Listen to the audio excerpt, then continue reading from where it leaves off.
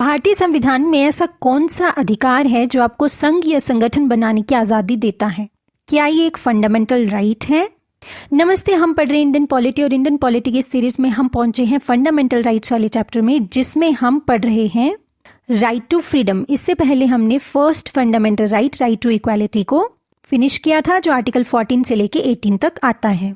Just for revision, article 12 आपके word state को define करता है और आर्टिकल 13 ये बोलता है कि कोई भी कानून जो फंडामेंटल राइट्स के डेरोगेटरी होगा वो नल एंड वॉइड है, और जुडिशियल रिव्यू की भी बात करता है। फिर हम second fundamental right to freedom पढ़ रहे थे, जिसमें आर्टिकल 19 है जो हमें 6 फ्रीडम्स देता है। इनिशियली ओरिजिनली कॉन्स्टिट्यूशन में इसके पास 7 फ्रीडम्स थी, लेकिन later on 44th constitutional amendment act से हमने राइट टू प्रॉपर्टी वाली फ्रीडम को इसे निकाल दिया, डिलीट कर दिया है। तो अब इसके अंदर 6 फ्रीडम्स हमें मिलती हैं, और वो है speech and expression, assembly, association, movement, residence and profession की। उसमें हमने article 19(1)(a) speech and expression को देख लिया था, आर्टिकल 19(1)(b) असेंबली को भी देख लिया था। अब है article 19(1)(c) freedom of association, संघ या संगठन बनाने की आजादी।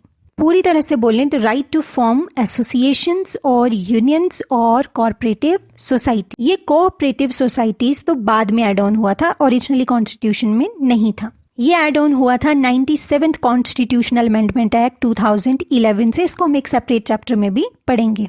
तो हमारे देश में जो हमारे पास संगठन बनाने की आजादी है, जैसे कि आप पॉलिटिकल पार्टीज भी बना सकते हैं। अगर कोई आपसे क्वेश्चन पूछे कि आप पॉलिटिकल पार्टी बना सकते हो मिलके, ये आपके पास क्या संविधान में ऐसा कहीं लिखा है? तो yes, freedom of association fundamental rights में है, article 19(1)(c) of Indian constitution. तो हम पॉलिटिकल पार्टीज बना सकते हैं, कंपनीज बना सकते हैं, पार्टनरशिप कर सकते हैं, सोसाइटीज बना सकते हैं, क्लब्स बना सकते हैं, ऑर्गेनाइजेशंस बना सकते हैं, ट्रेड यूनियंस बना सकते हैं, और भी बहुत सारे संगठन बना सकते हैं। और जरूरी नहीं कि बना ही सकते हैं, नहीं भी बना सकते हैं। कोई फोर्सफुली आपको नहीं बोल सकता कि आप बनाओ या किसी को ज्वाइन करो। और ये सिर्फ ये आजादी नहीं देता है कि आप ये संगठन बना ही सकते हैं, सिर्फ नहीं, आप उसको रन भी कर सकते हैं। सो ये सब कॉन्स्टिट्यूशन में मेंशन है। बट येस, रीजनेबल रिस्ट्रिक्शंस हैं। आप ऐसा ही कोई संगठन नहीं बना सकते, जैसे आतंकी संगठन बना दिया, वैसे थोड़ी बना सकते हैं। सो रीजनेबल रिस्ट्रिक्शन के अंडर आप कोई भी ऐसा संघ या संगठन नहीं बना सकते जो देश की सोविनिटी, इंटीग्रिटी, पब्लिक ऑर्डर और मोरालिटी के खिलाफ काम करे।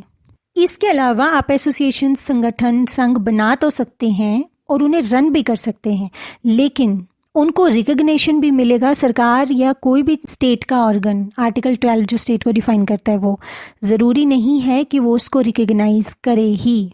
आपने अक्सर कर न्यूज़ में सुना होगा कि ये पर्टिकुलर कंपनी, ये particular factory recognise by government of India, recognise by food authority of India. तो रिकग्निशन फंडामेंटल राइट नहीं है, दिस इज वेरी इंपॉर्टेंट। और इसके अलावा देश में टाइम पे या एक्चुअली 90s के टाइम पे बहुत ट्रेड यूनियंस की स्ट्राइक्स होती थी, इंडस्ट्रीज में बहुत स्ट्राइक्स होती थी। तो सुप्रीम कोर्ट ने एक रूलिंग में ये बोला था कि ये जो ट्रेड यूनियन बात बात पे स्ट्राइक करती है ना, आपके पास ये कोई गारंटेड राइट नहीं है। राइट टू स्ट्राइक तो कोई फंडामेंटल राइट है ही नहीं। ये जो आप बात बात पे लॉकआउट डिक्लेयर कर देते हो, ये भी आपके पास कोई गारंटेड राइट नहीं है। लॉकआउट समझते हैं ना?